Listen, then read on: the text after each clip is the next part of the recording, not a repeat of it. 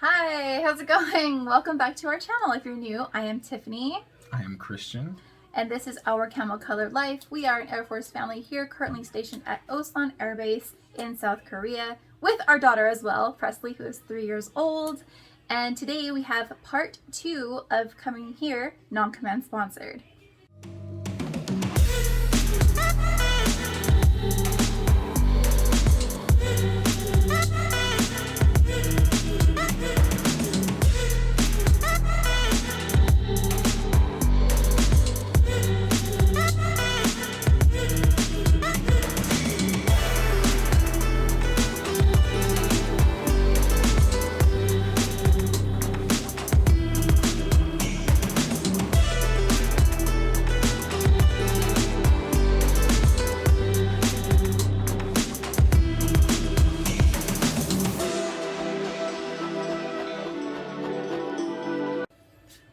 Hi guys, really quick, we want to just say disclaimer. Disclaimer.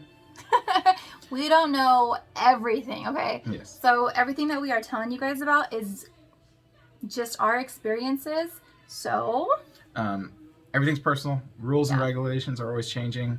Your experience might be different. Your mileage may vary. So take all of our information in these videos with a little bit of grain of salt because things are different. Things are always changing. Yeah. So our videos are just here to help you out in case our information helps you. That is it. Get on with the video. Yeah. Enjoy these videos, guys.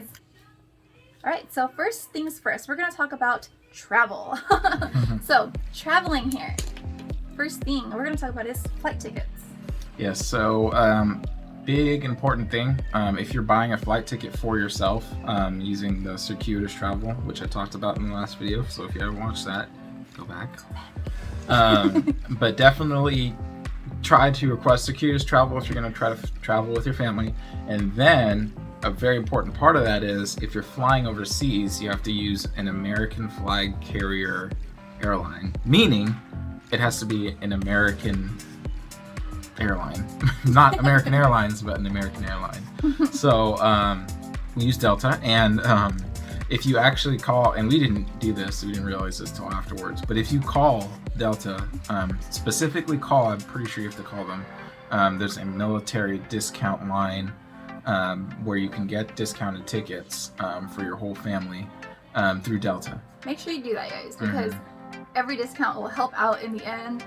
Learn from our mistakes. Yes. So even if like, let's say, just to give you our actual experience, we flew with Korean Airlines. Like, the flight was actually through Korean Airlines, but since we bought our ticket on Delta and it had a Delta flight number, it was reimbursable. So very important to get a American flag carrier airline when you're purchasing your tickets, even if that flight is ran by a different airline, Korea Airline, China Airline, Alaska. Well, I mean, that's Alaska. Yeah, it'll still work. Next thing is flying together. Yeah. So we talked about that, or I talked about that last video also. Decide whether or not you want to fly together. I've heard of some people saying sometimes it's easier for the active duty member to fly out first and just take the rotator, save you some hassle, and maybe get the apartment set up before the family even gets there. I guess it all depends on your situation, what works best for you guys. For us, I was terrified of flying alone for that long of a period of time. Yeah, it's a long flight. Especially with our daughter. Either way, even if I didn't have my daughter, flying alone, I have really bad anxiety. So we chose to fly together. Yeah. So if you'd like to go that route, yeah. Next thing is customs and immigration. Fun. Yeah. So, the Korean customs are a little bit different. I mean, all customs are different, but definitely don't bring any food and stuff on your checked luggage, or certain types of food you can bring, like prepackaged, but like no what's it called? What's the word? Perishables, I think. So no perishables, no like plants and things like that. I accidentally brought a pocket knife.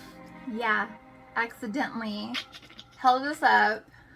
It's in our PCS video, so if you see that one, I'm still upset about that, you guys. But I still got it. The flight was long enough as it was. It didn't hold us up more than 2 minutes longer anyway. 2 minutes? Go watch the video, guys. I bet you anything it took us I probably even mentioned it in the video. At least 15 to 30 minutes, we sat there waiting. We had to wait for that guy anyways. That's what he says. Yeah. Anyways, continuing on. So, okay, so as soon as you step off the plane too, you're gonna have to go through immigration. So customs is actually second. Like this is like the last thing you're gonna do is customs. Immigration is first. And during COVID and like everything craziness, Korean law forces you to quarantine for 2 weeks as soon as you like hop off the plane, right? Yeah. So they will literally ask you 4 or 5 times, where are you going? Where are you quarantining? What is the address of your quarantine location? Where, what, where? And they won't understand that Osan Air Base is even a thing. Well, they didn't for us. They may have for other people. For our situation, our case, they had no idea. So it was super complicated and super frustrating because we'd already been on the plane for so long. So go into this, you guys, with a ton of patience, and you guys are going to be so exhausted, especially if you have kids. It was hard on her too, so it's going to be hard on them. So as stressed as you are, your kids are going to be just as stressed. Not more. So that's why having the PCS binder was super helpful, because he had copies of his orders in here. He had copies of just literally everything, and he would just have to pull it out. Literally just keep this out when you're at the airport, so you have it and you could just like literally every little step of the way you had to pull something out of here. And I feel like it was helpful, right? Yeah, and there was like probably 6 stations of immigration. Like even though they hand out forms for you on the plane to fill out, saying where are you quarantining, where are you going, this and that, we still had to go through like 6 different little stations to talk about, oh, here's your passport, what's your visa gonna look like, what your quarantine location is, and just blah blah blah blah blah. It was really kind of a hassle. Not to mention they didn't even know Osan Air Base. They kept assuming that we were gonna, for some reason, quarantine at Camp Humphreys. Probably because Camp Humphreys is such a large base. And I kept saying, the Army, Camp Humphreys. It's like, yeah, just be prepared for all of that. It might be different now. Yeah. Who knows? It might be better, it might be worse. I don't know. Our situation was specific to COVID, and it was like in the middle of the whole pandemic, so. Yeah. Speaking of COVID, currently you have to get tested prior, right? Yeah. So during the time, even though COVID was a huge thing, we did not have to get tested before flying. Yeah. We got tested obviously after we had already got here, right as soon as like we got into quarantine and all that. Yeah. So now though, so give me details about that. It just recently changed, and it might change again later. You know, everything's always changing.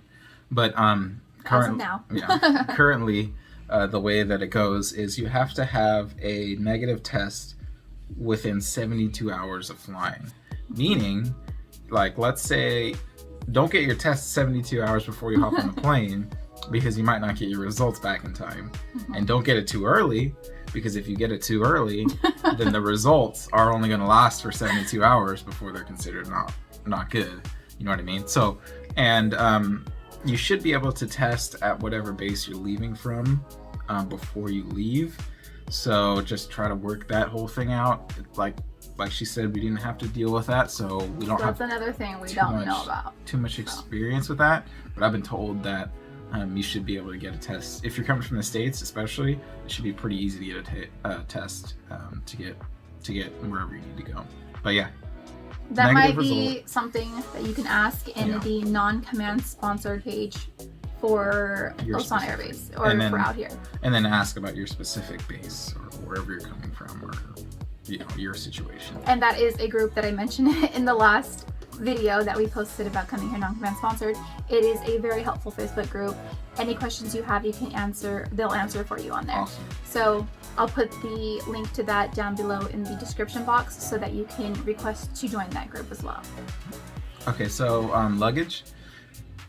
Since we flew through Delta, the military allowance for luggage is pretty crazy. I think you get like 5 bags up to 100 pounds. I don't know if that's per person or not, but like 5 bags at 100 pounds was plenty for us anyways.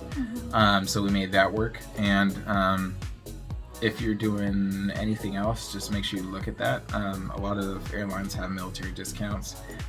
If your family's traveling, I mean, they're still technically traveling on orders. It's kind of like a gray thing there. So there's still technically their names on your orders, even though it says unaccompanied.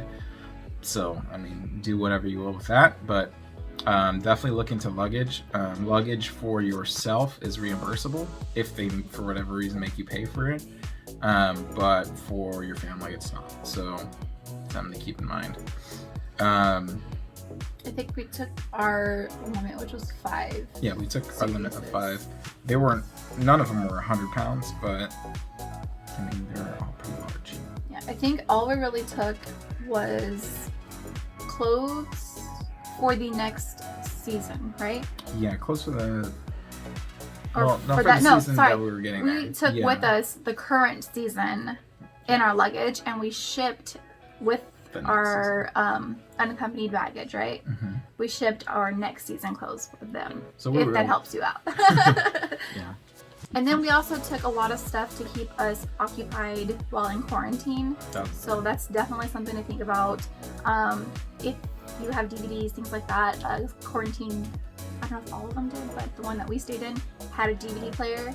So things like that you can kind of find out and ask in the non-command sponsored page, because that's how I knew they had a DVD player, and that's how I knew to bring DVDs, and how we need just to bring like our Fire Stick and things like that, And what to bring. and what to bring, like to keep us busy while in quarantine. But we can talk about quarantine. We'll probably talk a little bit more about quarantine next video. Lastly, pets. Pets, yeah. So we didn't bring our beloved Buddha.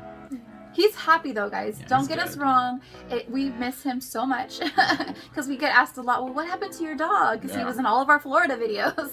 Yeah. He is happily living in California, where we're from. California dog. Back to being a California dog. Yeah, and he's happily staying with my mom right now. When we were in California, he actually lived with me, my mom, and my family, my siblings. So he knows them already very, very good. And he's being so spoiled right now. He is an indoor dog now, which he absolutely loves.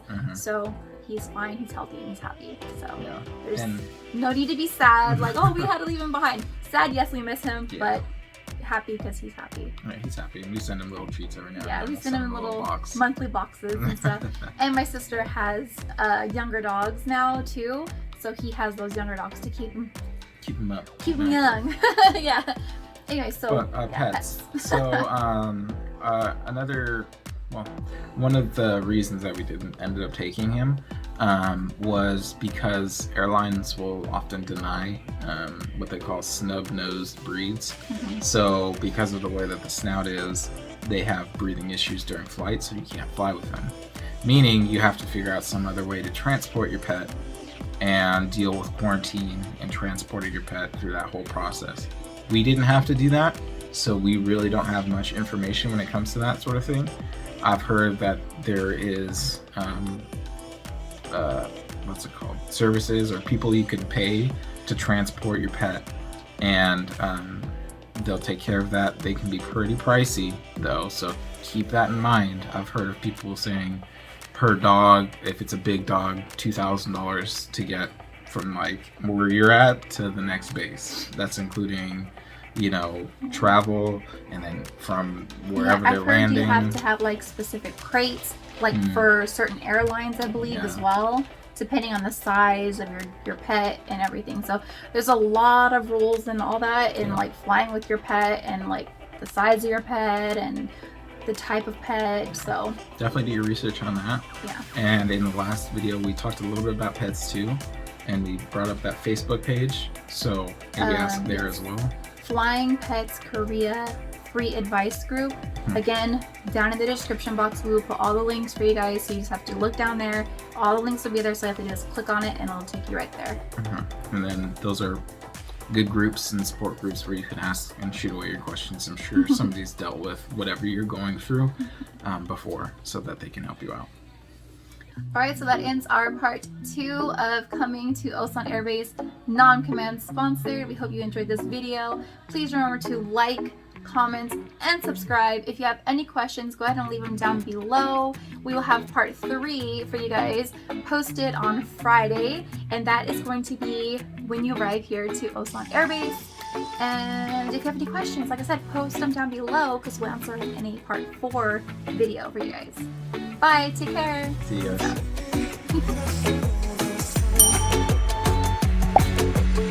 Ways make you smile, ways make you smile. Ways make you smile, ways make you smile.